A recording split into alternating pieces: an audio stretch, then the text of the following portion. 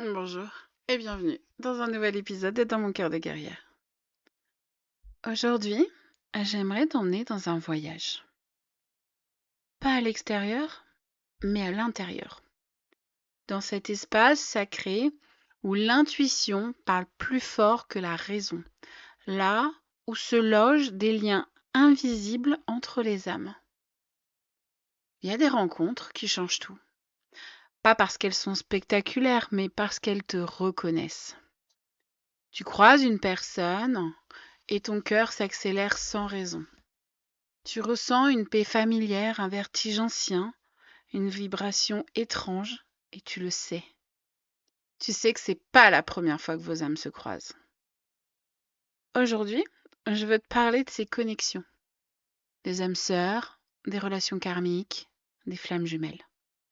Et surtout de ce moment bouleversant où l'on retrouve son autre, ici, dans cette vie. Parce qu'une guerrière du cœur comme moi ne fuit pas l'intensité. Elle la traverse avec conscience et amour.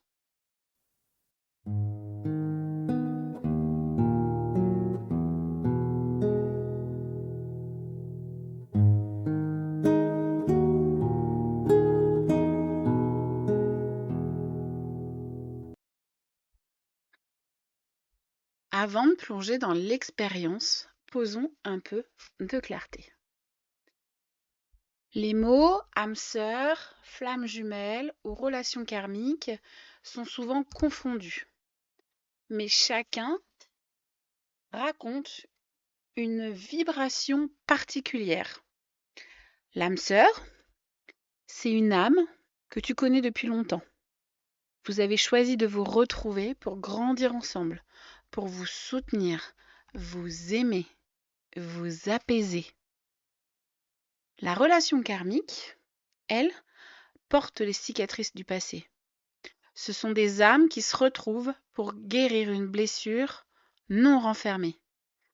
Comme le dit Isabelle Serre dans Les lignées karmiques, ces relations sont des miroirs qui nous révèlent les parties que nous avons encore à apaiser.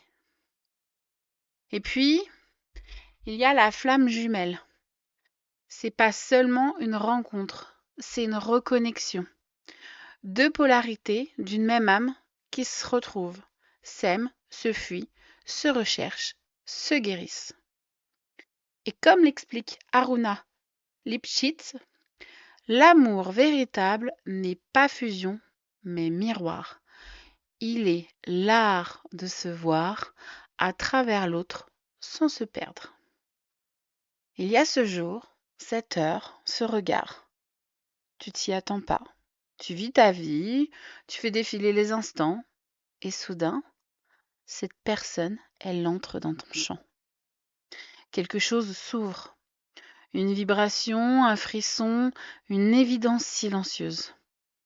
Ton esprit ne comprend pas, mais ton âme, elle, se souvient. Tu ressens la certitude d'avoir déjà connu cette personne. D'autres temps, d'autres visages, d'autres lieux. Peut-être étiez-vous amant, compagnon d'âme, peut-être même ennemis réconciliés. Mais cette fois, l'univers vous offre une nouvelle chance, celle de vous retrouver. Comme le dit Atlan Joy, médium française, aucune rencontre d'âme n'est un hasard. Chaque lien vient activer une mémoire, un apprentissage, une guérison.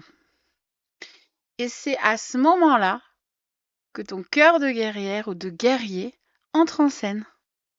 Parce qu'aimer une âme de mémoire, c'est pas toujours doux. Parfois c'est brûlant, parfois c'est déchirant, mais c'est toujours sacré.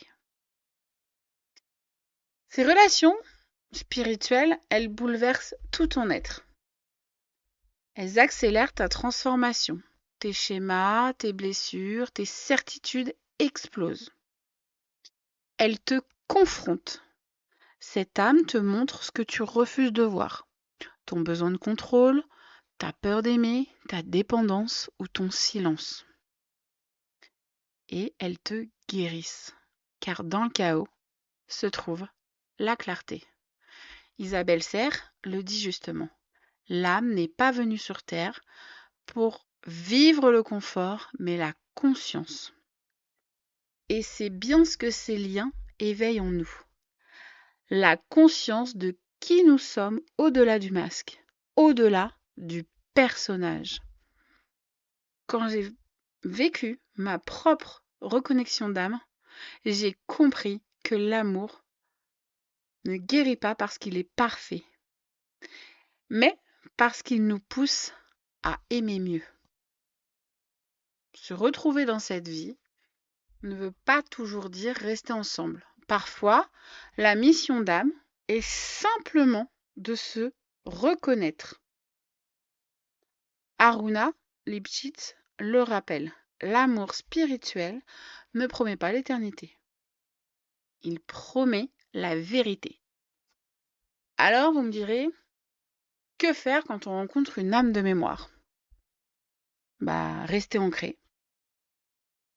Laisser la magie opérer, mais garder les pieds sur terre. Observer. L'autre n'est pas là pour combler, mais pour révéler. Pardonner. Si c'est une relation karmique, elle est là pour guérir ce qui n'a pas été libéré. Et aimer sans s'attacher. Car l'amour véritable ne retient pas, il reconnaît. Et certaines âmes ne viennent que pour un fragment de ton voyage. Et ce fragment suffit à te transformer. J'aimerais maintenant te partager un bout de mon histoire. Parce que tu vois, tout ce dont je te parle aujourd'hui, je le connais pas parce que j'ai étudié les livres. Je le connais pas que par la théorie. Je l'ai vécu. Et d'une manière assez inattendue. Un jour, je suis tombée sur un live. Un simple direct sur les réseaux sociaux. Rien de spécial. Et pourtant, quelque chose en moi m'a dit arrête-toi. J'ai écouté un instant, j'ai swipé, puis je suis revenue. Parce que cette voix, cette énergie avait quelque chose de familier.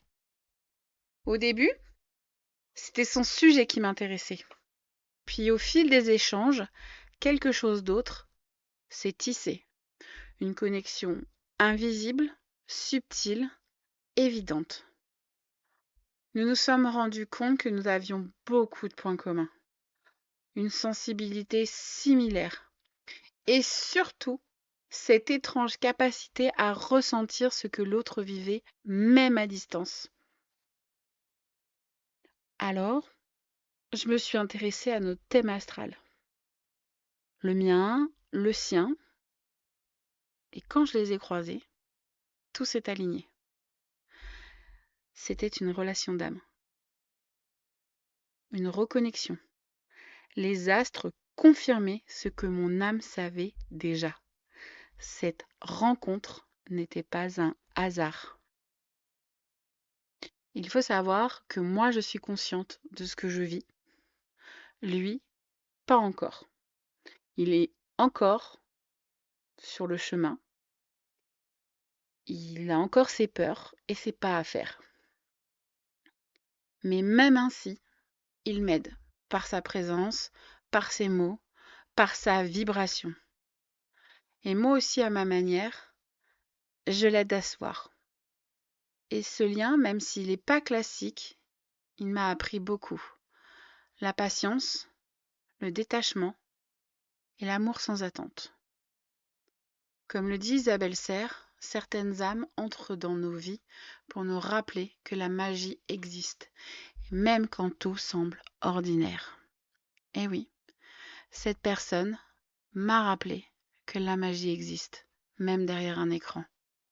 Parce que parfois, le divin se cache dans de gestes simples, dans un regard à travers une caméra, dans un mot qui fait écho à ton âme. Si toi aussi tu vis ce genre de lien, ne cherche pas à le définir trop vite. Laisse-le te transformer. Parce que ces relations sont des passerelles vers ta propre lumière. Ces liens d'âme, qu'ils soient doux ou intenses, ne sont pas là pour te détourner de ton chemin, mais pour te ramener à toi. L'amour n'est pas une destination, c'est un chemin de conscience et chaque rencontre est une initiation. Alors aime avec foi, mais aussi avec liberté. Tu n'es pas fou, folle, tu n'es pas seule. Tu es simplement en train de te rappeler quelque chose d'immense. Ta propre lumière. Je vous remercie d'avoir marché sur ce chemin avec moi. Et si cet épisode t'a parlé, partage-le. Et va découvrir le travail d'Isabelle Serre, Atlan Joy, Aruna Lipchitz, 3 femmes françaises qui explorent avec profondeur la spiritualité, les liens d'âme et la transformation intérieure. Prends soin de ton cœur de guerrier ou de guerrière et souviens-toi, chaque lien d'âme est une porte vers toi-même. À très vite, cœur vaillant.